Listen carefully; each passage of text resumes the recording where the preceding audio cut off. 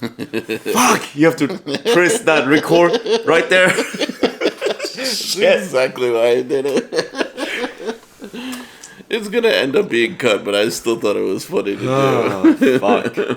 I mean, you can put it in the intro.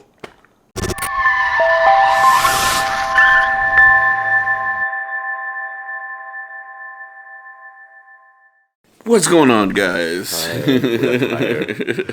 Yes. I'm not doing any crazy stuff. I'm just hi. Yes, Sherif and Joe for another episode of F1Talk, where we talk about some of the latest F1 news. Joe and I are exhausted. Yep. We spent 13 hours Of driving, basically. Yeah. on the road today, doing crazy stuff, dealing with a lot of crazy situations. Yeah. All good stuff for the most part. Yeah. 80%. Yeah. Yeah, 80% was good. Yeah. But man, we are wrecked. So we're gonna try and keep this a bit short, but let's very short actually. Yeah. I'm not gonna do it too long. Yeah, because it's already after 1 a.m. And then you see it's dark outside. Yeah. So we're look we're at gonna that. try this. Dark outside. We usually will have uploaded by this time, and we're gonna be a little late. We apologize for that, but it's just been a long day. Yeah. So let's talk about Hungary, and of course the news that everybody's discussing, which is Ferrari's absolutely retarded tire strategy. Ferrari's perfect tire strategy that gives in the loss. Yeah. So like, in case you guys didn't know, right? And I don't expect a lot of people to know this stuff. I didn't even know about it until, not too long ago. Yeah. But Pirelli gives recommendations on tire strategy to the teams and tells them, like, okay, if you're going to do a one-stopper, if you're in, like, a two-stopper situation, if you're, head-to-head close, like, these are kind of what we recommend. Right. And Ferrari, in their grand wisdom, decided to ignore all of that. Yeah. They had two stopper recommendations, right? First was start soft and then go medium. The other one was to go medium in the beginning, then hard in the middle, and then soft at the end. But of course, because Ferrari knows better, and they claim, according to Mattia Binotto, that their simulations, had it, this way. They went medium, hard, which is absolutely stupid, right? Because No one on the grid does that. nobody on the grid does that, and especially when the weather was cold and damp. Yeah. Like, really? Like, even people who don't race in Formula One looked at that and were like, Why? duh. It's like, okay, the hard tire is already hard. You need temperature to warm up. You need temperature to get the tires going. And it's fucking out. It's like freaking raining outside. Yeah, exactly. Yeah. So, like, Ferrari just seems like completely content to give away any championship hopes to, Max Verstappen, Dude, at least, who did an amazing job, by the way. Yeah. At this pace, Max will win, man. Oh, Max is definitely going to win this. And Yeah. it will be his first legit championship, but as people said last season, this season he will have deserved it. This isn't the well-deserved win. Yes. Yeah. Yeah, 100%. But last season is just, Yep.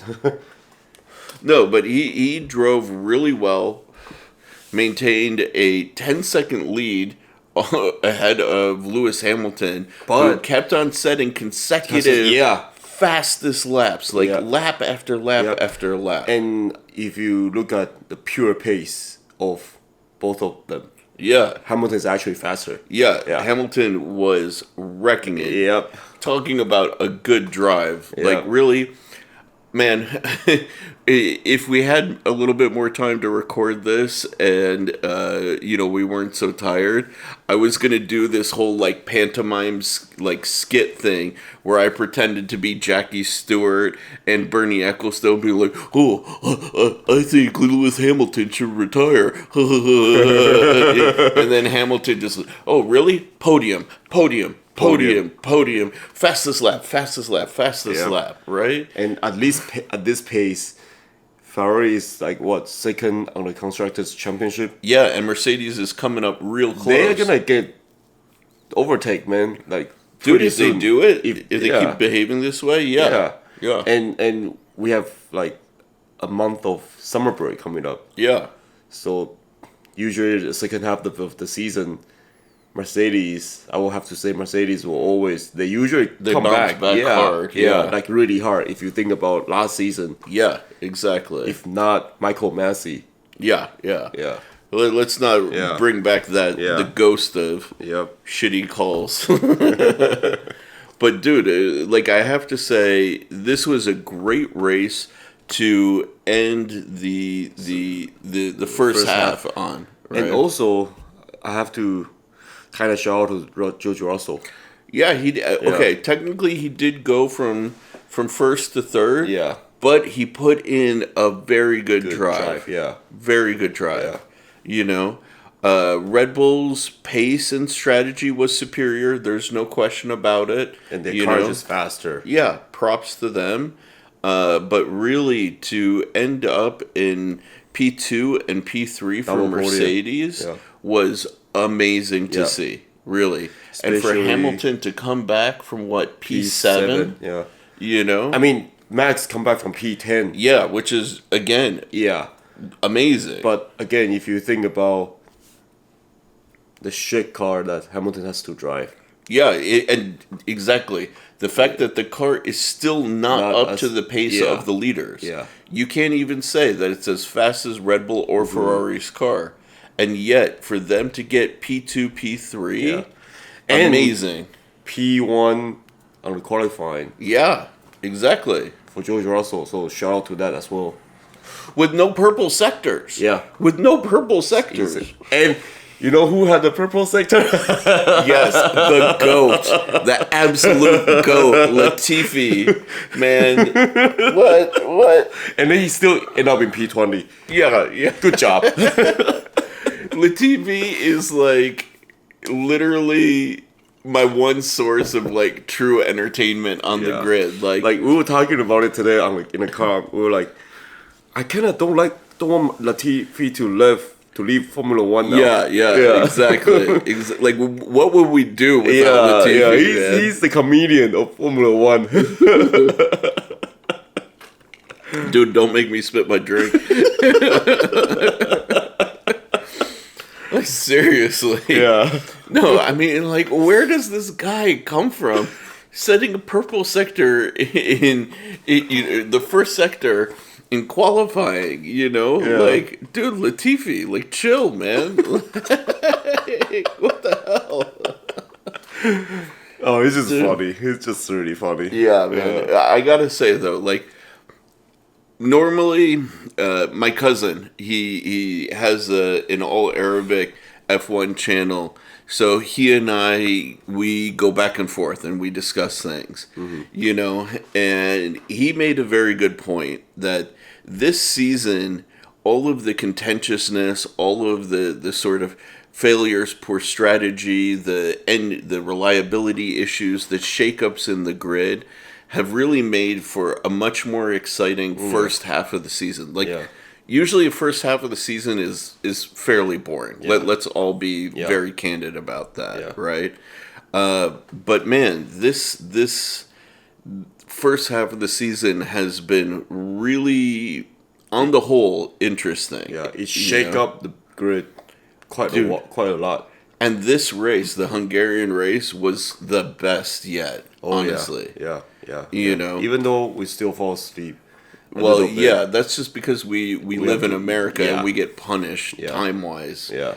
Yeah. Do you guys want to wake up at 6 a.m. to watch the races? Like, No, we have to do not that. not wake up at 6 a.m. You wake up at 5 a.m. Yeah, that's true. Yeah. Yeah. Jeez.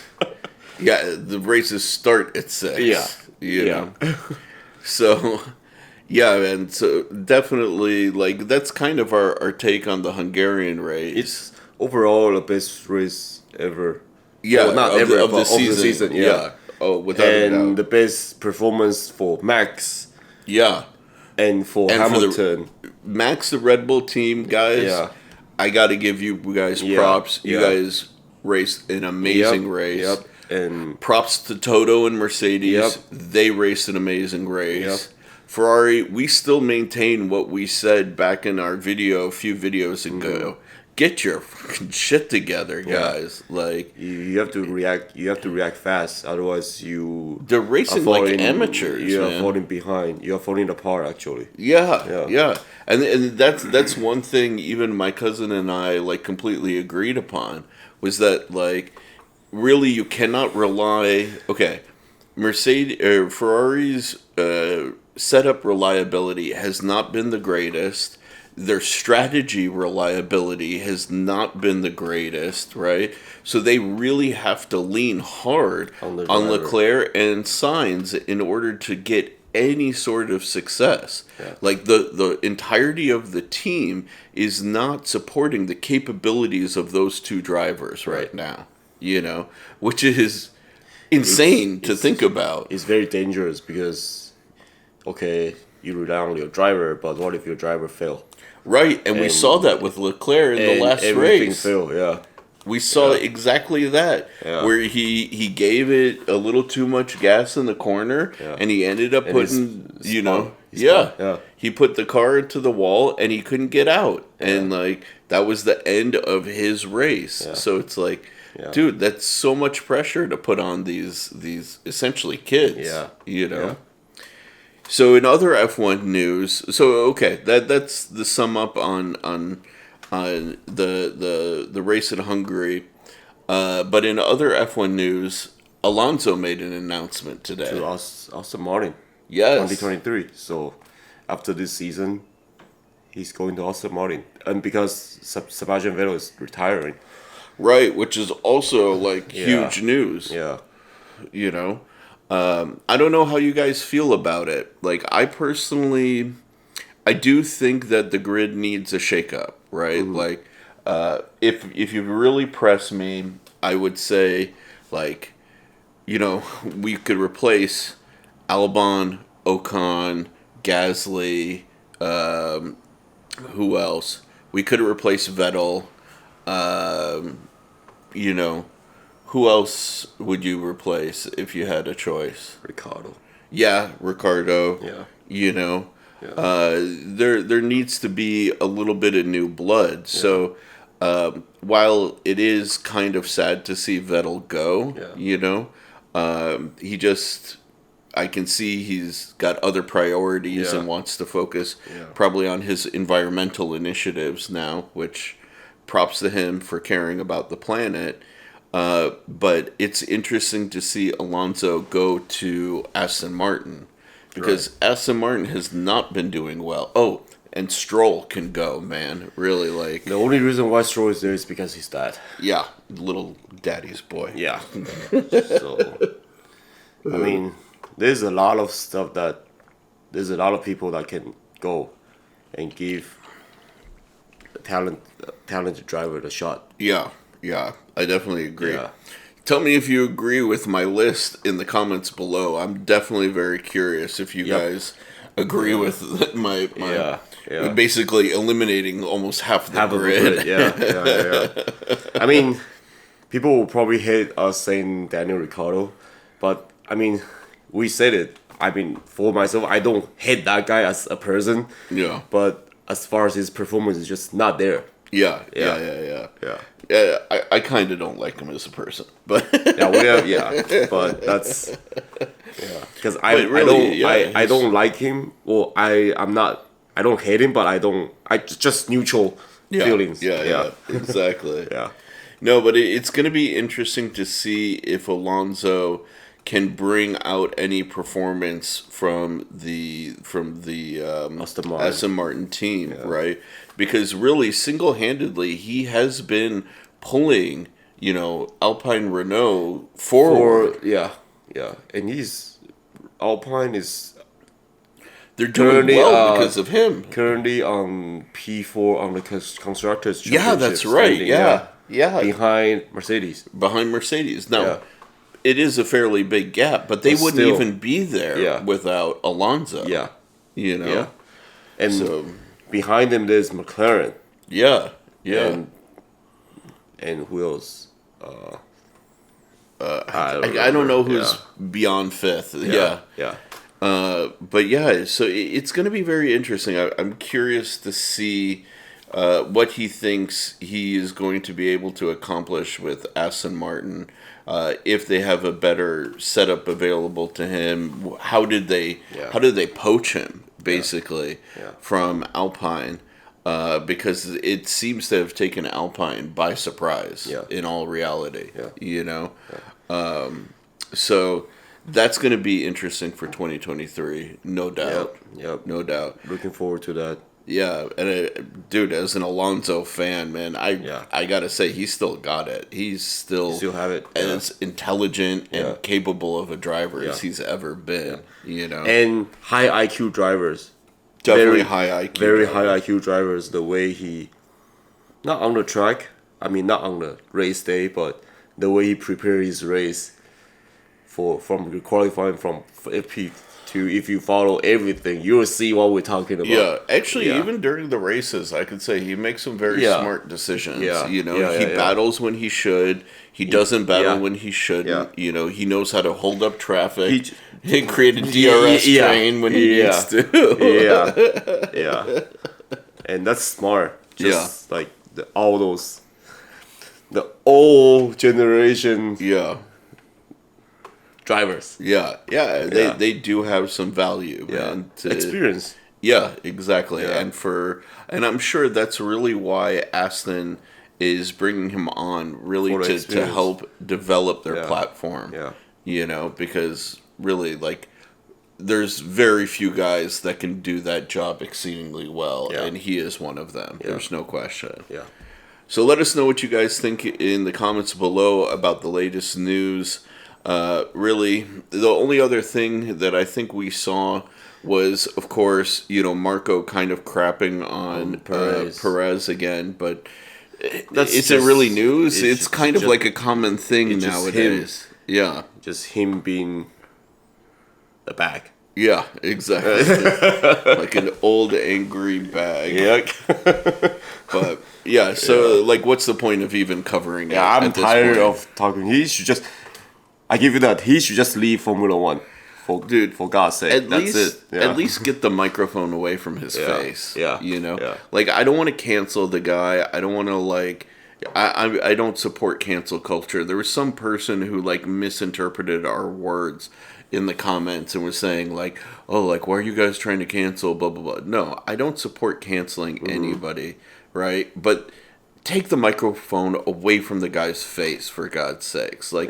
Do your job, keep your head down, and I don't need to hear your every waking thought about every little thing. The most ridiculous thing is he's bashing on his own drivers. Right. It's like, exactly. Why? I don't get it.